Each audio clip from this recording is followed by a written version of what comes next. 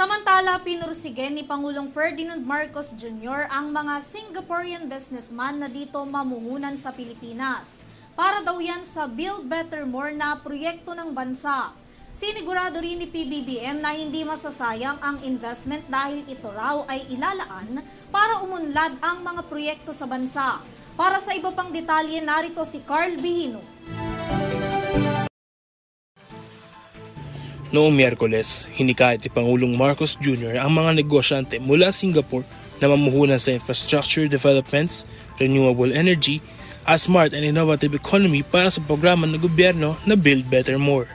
Tiniyak din ni PBBM na sa pagsuporta sa mga negosyong ito'y pagtutulungan hanggang sa makamit ang agenda upang mapaunlad ang ekonomiya ng bansa at maging isa ang Pilipinas sa destinasyon na kung saan maraming pugad ang mga investors. Kamakailan nga ibinahagi din ni Pangulong Marcos ang isang pagbabago sa polisiya ng Pilipinas na siya nagpapaintulot ng 100% equity para sa development, utilization at exploration ng solar, hydro, wind at ocean o tidal energy resources na siyang aakit sa mga foreign investors at investments. Iminungkahi rin ni PBBM ang paglungsad ng Maharlika Investment Fund na siyang magsasama-sama sa mga investment funds para sa proyekto at programa ng gobyerno.